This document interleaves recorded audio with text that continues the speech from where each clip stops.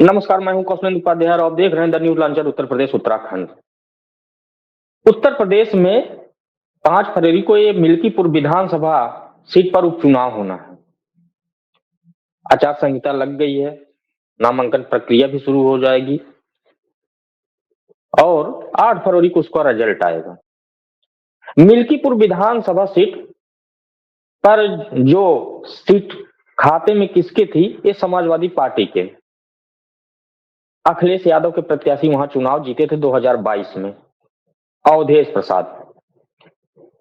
लेकिन 2024 के इलेक्शन में लोकसभा का चुनाव हुआ, फैजाबाद से उनको समाजवादी पार्टी ने लोकसभा चुनाव लड़ाया और वो चुनाव जीत गए, वो सीट खाली हो गई।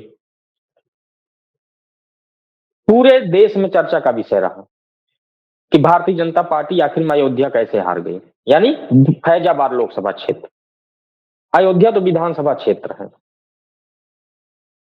लेकिन लोग ये उम्मीद बैठाए थे कि इतना बड़ा कार्यक्रम, राम मंदिर का निर्माण हुआ, प्राण प्रतिष्ठा कार्यक्रम हुआ, विश्व भर के लोग वहां आए,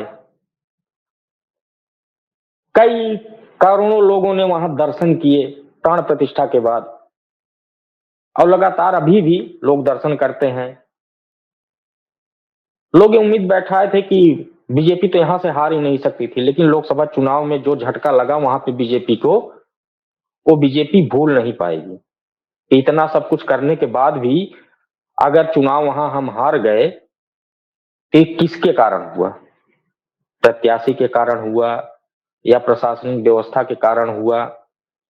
विकास के नाम पे जो वोट मांगने चाहिए, क्या वो विकास हुआ ही नहीं हकीकत में? ये तमाम सवाल वहां पे खड़े हुए और कई उसकी वजह सामने आई। कोई एक वजह नहीं थी वहां पे लोकसभा चुनाव हारने की, कई वजह सामने आई। तो उसकी समीक्षा अपना बीजेपी कर रही थी, अपना की भी कि काहे खारे भाई। अब मिल्कीपुर विधानसभा सीट खाली हुई तो वहां चुनाव की घोषणा हो गई कि उपचुनाव होगा। दिल्ली विधानसभा चुनाव के साथ वहां का भी चुनाव होगा। सब अपने प्रत्याशी मैदान में उतार दिए। वहां जो 2022 में चुनाव हारे थे भारतीय जनता पार्टी के कैंडिडेट विधानसभा में, बाबा गोरखनाथ को इस बार भी टिकट नहीं मिला कि भाई अब प्रत्याशी बदल दिया जाए। तो वहां बीजेपी ने चंद्रभान पासवान को टिकट दिया, कल ही उसकी घोषणा हुई। समाजवादी पार्टी पहले ही जो है वहां घोषणा कर दी थी कि अवधेश प्रसाद के बेटे अजीत प्रसाद को वहां से चुनाव लड़ाने की। बहरहाल ऑफिशियली नहीं, लेकिन तैयारी वो जिस तरह से कर रहे थे, ऐसा लग रहा था कि अब वही चुनाव लड़ेंगे। 9 विधानसभा सीटों का जो चुनाव हुआ वो भी सबने देखा। 2 ही सीट समाजवादी पार्टी जीत पाई, कानपुर की सीसम और कराल विधानसभा। बाकी 7 सीटें एनडीए के पास चली गई, एक आरएलडी जीत गए और 6 सीटें भाजपा जीत गई। अब इस पे चुनाव बचा है, कब यही लोग तर्क लगाते कि हाँ लड़ाई बड़ी चौकस होगी भाई, और बीएसपी पहले ही क्विट कर चुकी है कि उपचुनाव नहीं लड़ेंगे। कांग्रेस ने सपा को समर्थन दिया हुआ है कि हम सपाई के साथ ही रहेंगे, अखिलेश यादव के साथ रहेंगे उस चुनाव में। 9 सीटों पे जैसे थे वैसे इसमें भी रहे। ये उम्मीद लगाई जा रही है बड़ी तगड़ी लड़ाई होगी, 2 प्रत्याशियों की जो है तगड़ी लड़ाई होगी, भाजपा और सपा की। लेकिन आज आजाद समाज पार्टी, कांसीराम जो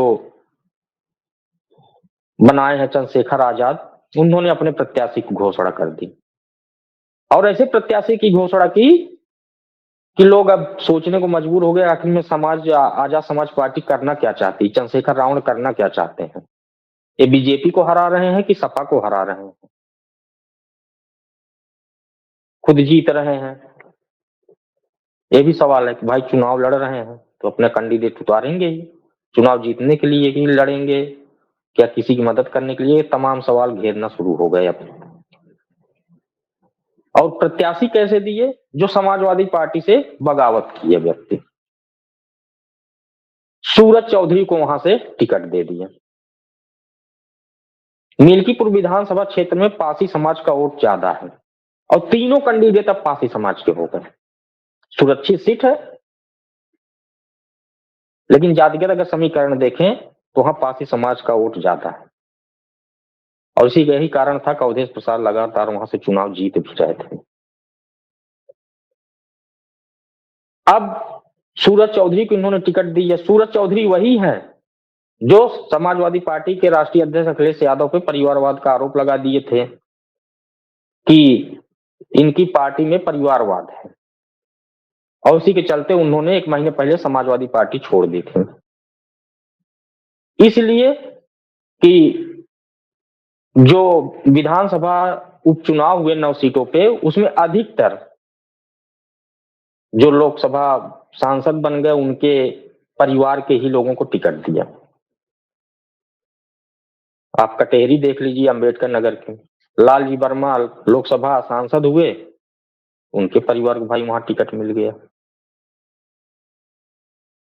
और अब अवधेश प्रसाद सांसद हो गए, उनके बेटे को वहां टिकट। ते आरोप सूरज चौधरी ने लगाया था, और इसी कारण समाजवादी पार्टी छोड़ दिए थे। उनके पिताजी भी समाजवादी पार्टी में रहे, कार्यकर्ता के रूप में काम किए। इनका घर भी जो है मूल रूप से मिल्कीपुर ही विधानसभा क्षेत्र में है, उसे परिवार रहता है इनका अयोध्या में, फैजाबाद में। लेकिन भाई लगाव है, नेतागिरी करनी है। शहर में भले रह रहे हैं लेकिन वहां विधानसभा क्षेत्र में उनका लगाव है, जाते आते रहते हैं, पैतृक घर है वहां। तो इन्होंने बगावत की और आजाद समाज पार्टी ज्वाइन कर ली, और उन्हीं को चंद्रशेखर रावण ने टिकट भी आज घोषणा कर दी कि हमारे तरफ से कैंडिडेट होंगे। अब दिलचस्प मुकाबला हो गया है वहां पे, तीनों कैंडिडेट एक ही समाज से, जिस समाज का सबसे ज्यादा वहां वोट है। और लोग उम्मीद लगाए हैं कभी हो सकता है कि भाई AIM असदुद्दीन ओवैसी भी कहीं ऐसा ना हो कि प्रत्याशी उतार दें।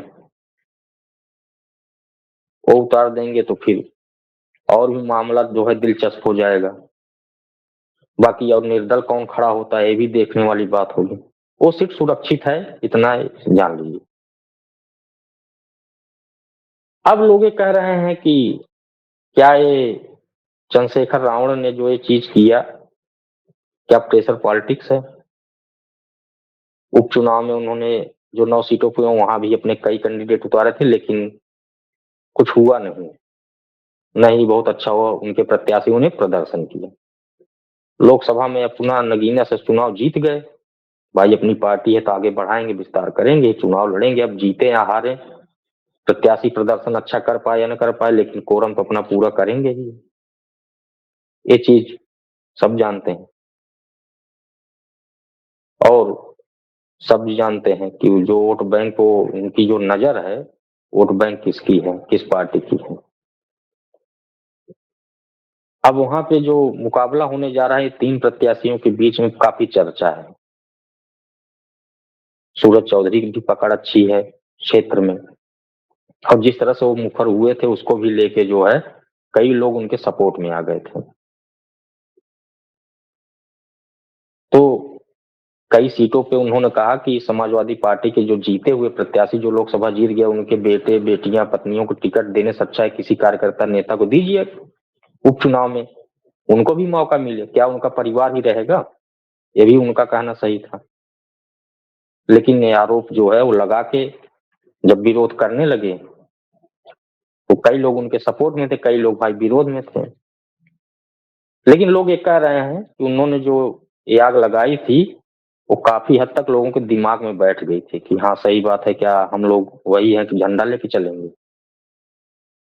हमारे क्षेत्र में भी ऐसा हुआ है, कई लोग उनको कहे कि भाई लोकसभा सांसद जो बन गया उसके परिवार क्या जरूरत है टिकट देने, किसी दूसरे को दीजिए मौका मिले। अब ये मामला गर्म होता चला जा रहा है, और चंद्रशेखर रावण ने जो है खेल तो कर दिया है। बहरहाल उस खेल में किसका खेल वो बिगाड़ेंगे और किसका जो है बनाएंगे, या खुद चुनाव जीतने के लिए मैदान में उतरेंगे, तो आने वाले वक्त में पता चल जाएगा। बहरहाल जो भी है चुनाव इस सीट पे बहुत दिलचस्प है, क्योंकि बीजेपी के लिए भी नाक का बाल बना हुआ है कि कैसे भी हो मिल्कीपुर पे कब्जा करना है। फैजाबाद लोकसभा भले हार गए, लेकिन इस पे कम से कम कब्जा तो कर ही लिया जाए। अब देखिए इस चुनाव में क्या नतीजे आते हैं। बहरहाल खेल चालू है, जो भी अपडेट होगा हम आपको देते रहेंगे। तब तक के लिए दीजिए इजाजत, नमस्कार।